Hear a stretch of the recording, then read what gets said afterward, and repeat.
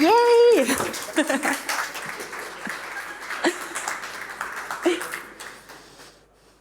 Okay, so it's bright light. Yes, I can't see anything. I'm not pretty sure if we start or if we have someone to say the title, otherwise we start on our own, huh? I guess so, yeah. Okay. Do you want to start or no? Fine. So we start. So first of all, thank you for all coming here, despite this very large, very unsexy title. We really promise that we will keep it short and simple during the next 25 minutes. For everybody who don't know us, probably most of you, my name is Dominique. I am with a very sexy title, Cluster Lead People and Culture from DKB Service. And happy to have my talk today with Sascha. Yeah, hi. Very briefly, my name is Sascha. I work at a bank called DKB, which is a German retail bank comparable to ING and some others. We are a Berlin-based bank. We have a bit more than 5 million customers, and I run the retail banking division with us. If you ask yourself, so why are there two people here? Besides the fact sometimes we ask that ourselves. We were very happy that today we can demonstrate that it's a cultural topic and a banking or more an economic topic, what we're talking about, diversity and inclusion. So when we started to think about how we can, make it a great topic for you to make more discussion, we really want to ask you to ask questions, because we know if it comes to diversity and inclusion, it's a lot of walking on eggshells. So, can I ask that? What about this? Buzzword bingo here, bullshit bingo there. So please take this opportunity and ask questions if you have anything or if you don't understand something. Yeah, that's right, Domi. And I think, there's a title to this talk, but I forgot about it. It was something with diversity. Mm-hmm. So let's spend the next, let's say, 10, 15 minutes. We're touching a couple of topics, but on the other side, we could talk for hours on this huge and very comprehensive topic, right? I think what we would like to touch is to have a company perspective, an individual perspective, and especially something in between, like from management and leadership. When I, as an employer, look from it from a company perspective, there's so much to discuss and to touch, right? There's attracting talent, there's retention of talent that you attracted already. There's a lot when it comes to diversity strategy and concrete milestones and KPIs. So what we see when we try to attract talent, actually, that 5 years ago, we as a, let's say, traditional German bank, it was super easy because we were looking for the typical bankers in Berlin. We are Berlin-based, so we were in competition with Berliner Sparkasse, which is one of the biggest savings bank here, Berliner Volksbank, Mutual Bank, and now there's the war for talent everybody's writing about in media, and it's with N26, it's Trade Republic. There's so many new fintechs that we are currently trying to combat against. And then we said, okay, let's found our own startup so we can combine all the people, all the developers, all the product owners, designers, and we can put them there in the startup zoo. So we founded the Code Factory a couple of years ago, and then we said, okay, we understood attracting, we understood the startup field, and then we understood that retention is the holy grail, because when you don't have a diverse team before, because it's only bankers, it's very traditional, very conservative, and now you add some other people, a lot of other characters, international, men, women, to this field, retention is super important. And then we tried with the typical fruit basket, with ping pong tables and everything, and then we figured out this is not how to avoid fluctuation and to keep people really happy. So we really tried to invest in the right people with the right attitude, to invest in a culture that is diverse, right? And then we thought about diversity strategy and where to put it and what to involve in it and what kind of milestones we would like to have there. Absolutely. And as you mentioned, the Code Factory, so to make it perhaps a little bit clearer for you, we are talking about 150 people at Code Factory, and more than 4,000 people if we're talking about DKB AG, DKB Service, whatever. So what works in that very small circle doesn't have to work in the big circle, because the Code Factory is super young, and so the DKB AG is much more older, so the structures are over years and years. So we have to really have a look about the employee life cycle, hiring, as you said, recruiting, development, retention. And what about the biases already that are in the structure? This is one main topic that we have in the diversity strategy.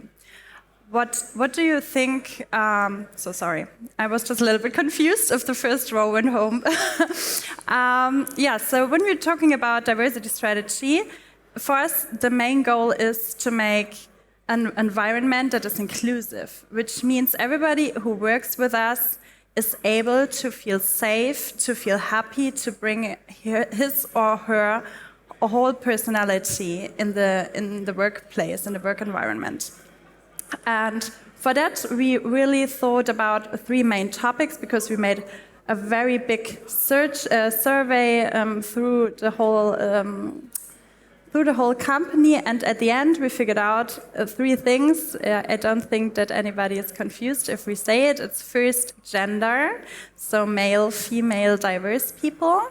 The second one is age, and that was a very interesting topic, because it doesn't come out that one generation is discriminated by the other one. It says like the old ones don't feel happy with the young ones, and the young ones don't feel happy with the old ones. So that's a very huge problem, to be honest, because if we now, because it's about generation, and diversity is also very important here. And the third one is communication, because as Sascha said, NERS, we founded the Code Factory, and the main language there is English.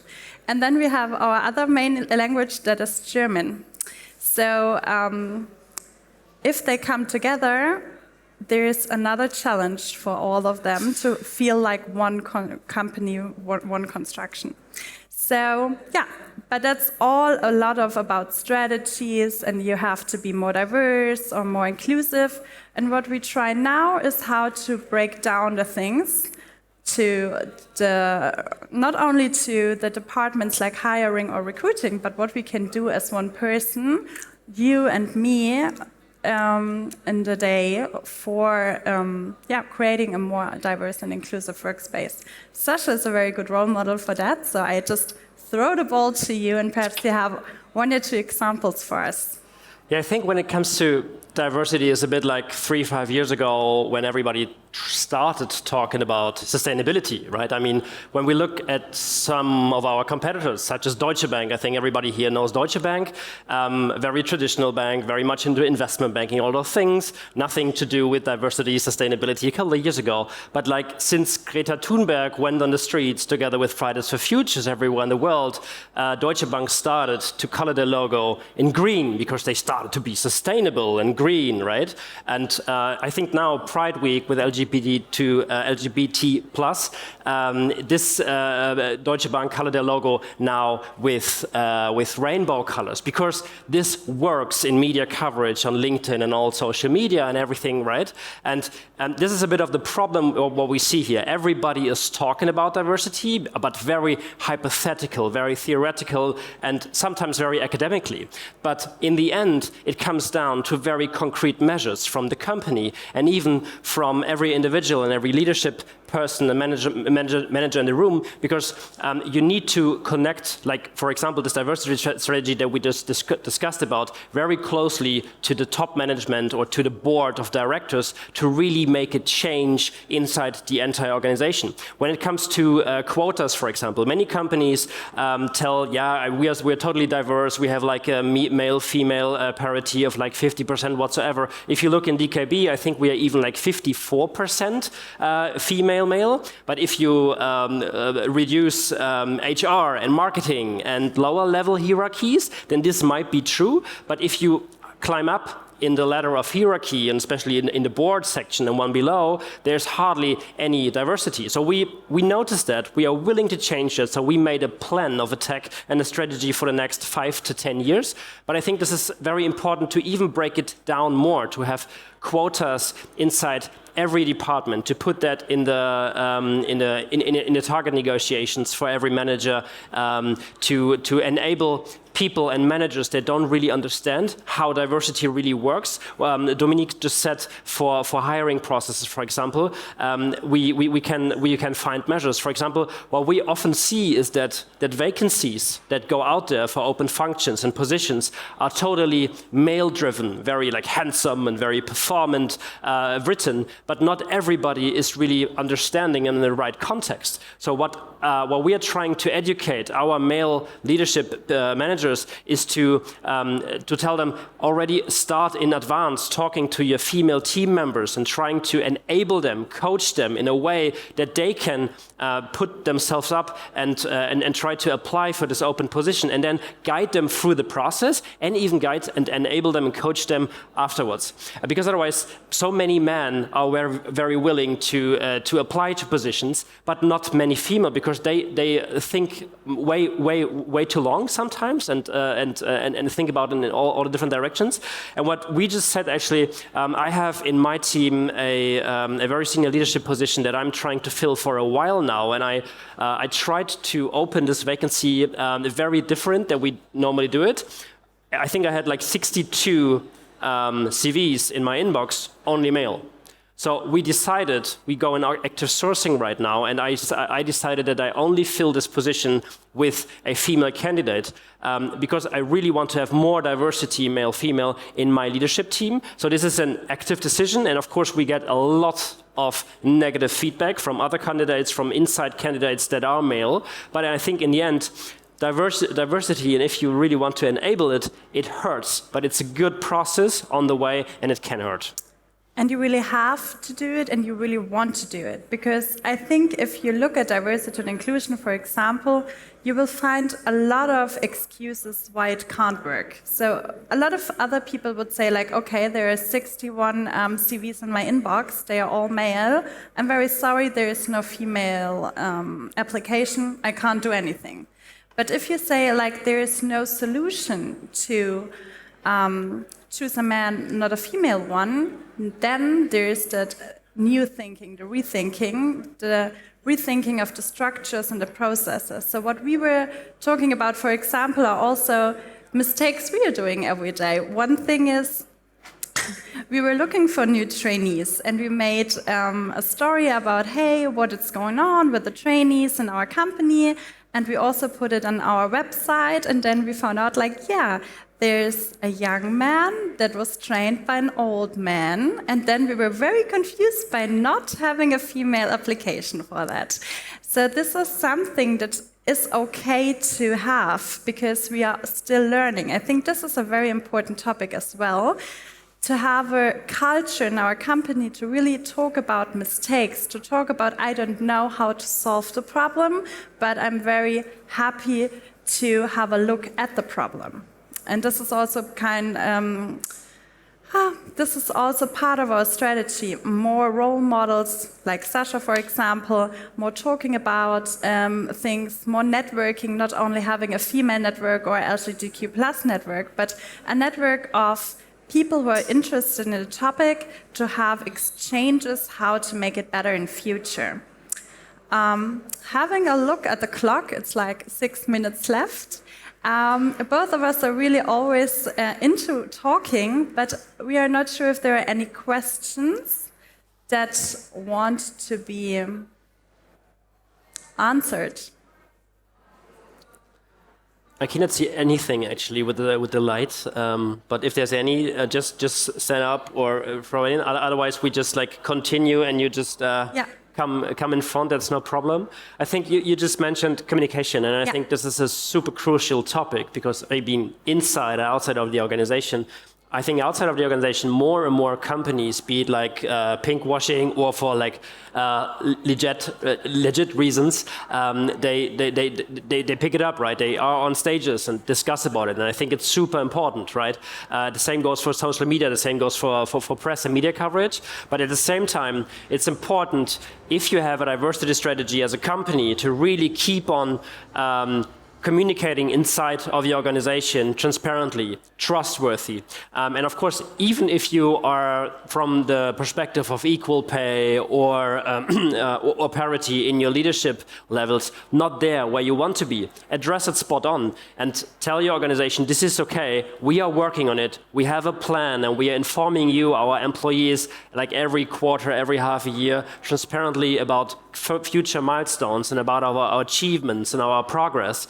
But I think this is very important to pull everybody with this grid, right? I mean, 10 years ago, it was digitalization. Everybody jumped on the bandwagon for automatization and digitalization. More of the huge conglomerates and the startups have a chief digital officer, right? 5 years later, it was sustainability. Everybody was like talking about. Now every company that is like legit has a chief sustainability officer. I think now is the time for a chief diversity officer, and to connect it directly to the board of directors, to the senior management, and to give it the importance and the limelight it deserves. And of course, it deserves it forever. But I think now is the time, with social media and all those topics around, and the coverage in media, to really put it on top of the board.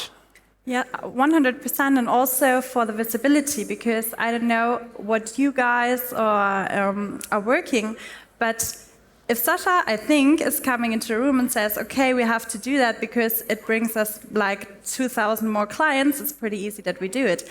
And then I'm coming from the people and culture team saying, hey, come on, the people have to be happy to work with us.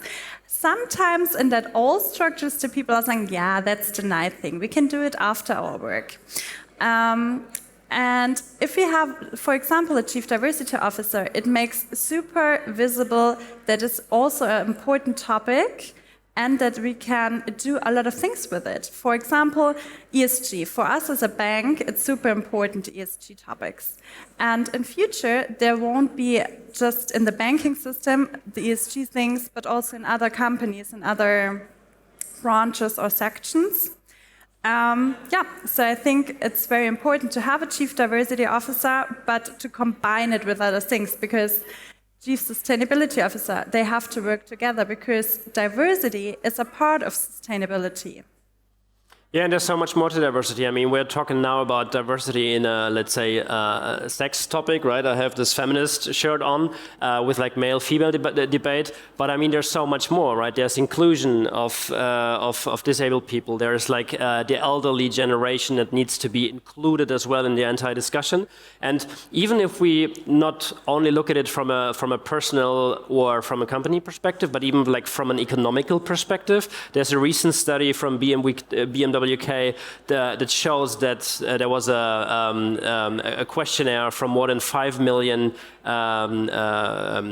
women that are currently unemployed, and more than 50% of these 5 million women said that there's one common reason for this, for their unemployment, which is the missing childcare that they have, because they need to jingle both worlds, right? And this is a ridiculous development in Germany.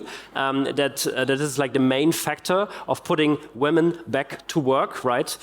Because I mean, in the end, if you watch TV shows in Germany and follow the media coverage, everything is about Christian Lindner, who is very much against the 4-day work week, because we need to work more, we need to work harder, we need to work more performing, and we need to work longer years, because the pension with 65 is not sufficient anymore. But if we put these 2.whatever million women back to work, and we finally get this unity Vereinbarkeitstopic, right? Excuse my German. And we put this really serious, then one problem is already solved, right? Or at least this is one puzzle piece for this problem. 100%. And as we talked before, I had a very great mentor in the past. It is Ralf Kleber from Amazon. I don't know, probably some people of you know him.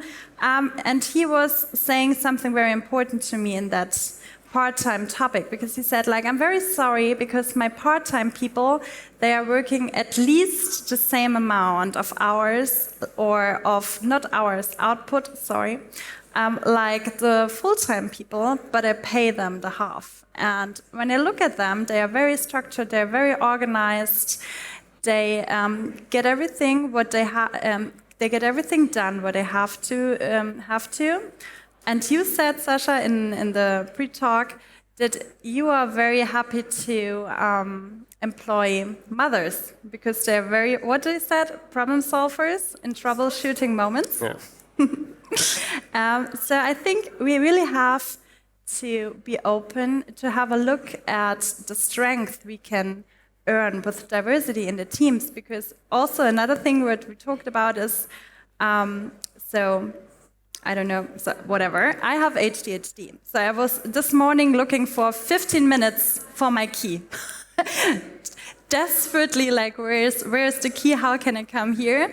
But on the other hand, I'm very strong in Zoom in, have like this talk where other people need 8 hours for make a presentation in one. So if I look at my team, everyone knows that. And I have some people that help to structure myself, other ones are not that good in doing presentations or storytelling, I help them. But at the end, it's super important that we just work together as a team.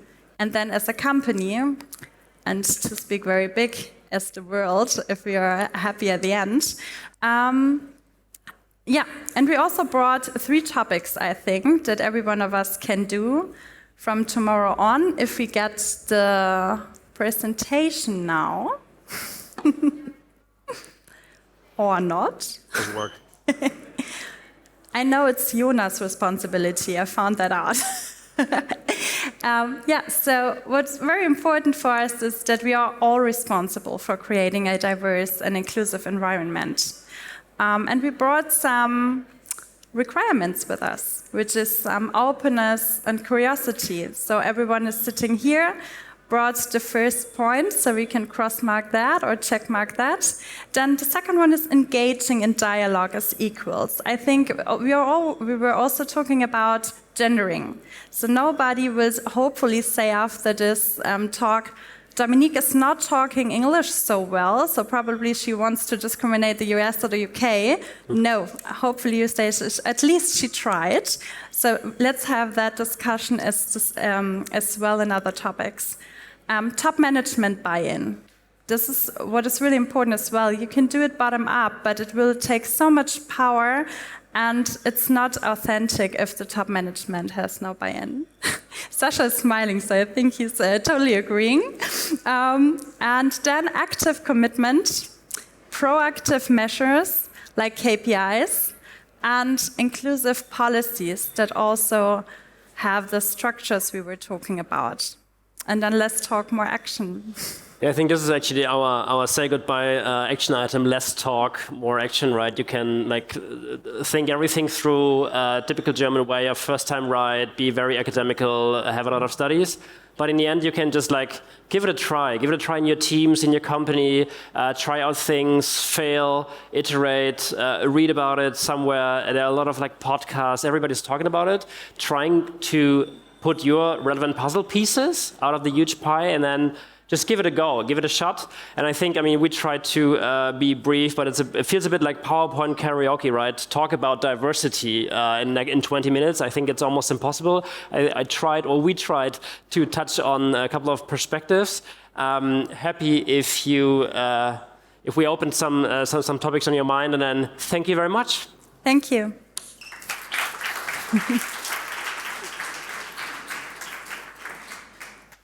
Thank you so much. Just wondering, are there any questions? Maybe we have time for one. One? Okay. Just 1 second. I'll get the mic for you. Is she leaving? No.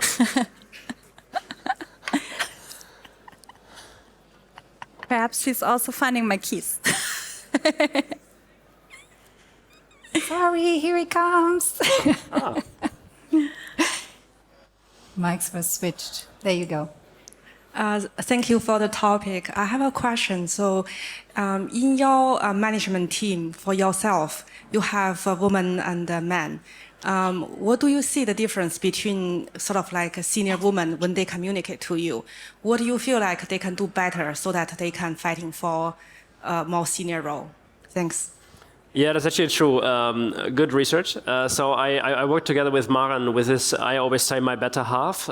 So we work in a tandem together and we run the entire department together. And this is actually something that I can really recommend, to have those job sharing tandem thing. It's not that we both work like 60%. I think it's more than 120% each. But we can discuss like pretty much everything together. And I think that especially the sparring and coaching back and forth is super valuable. And sometimes I tend to be very heated in discussions, very opinionated. Yes, this is me.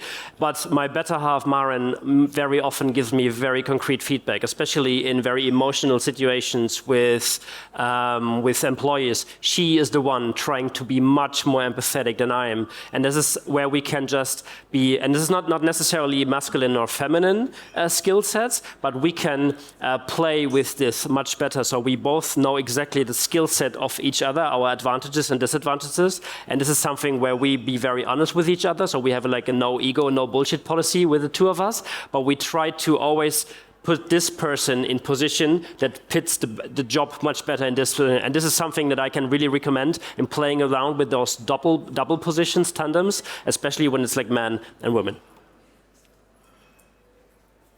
Thank you so much. I guess, unfortunately, time's up, but maybe they can find you during the event somewhere else. You're sticking around for the day? Yeah. Okay, yes. Super. Thank you so much, Dominique. Thank you so much, Sascha. Thank you.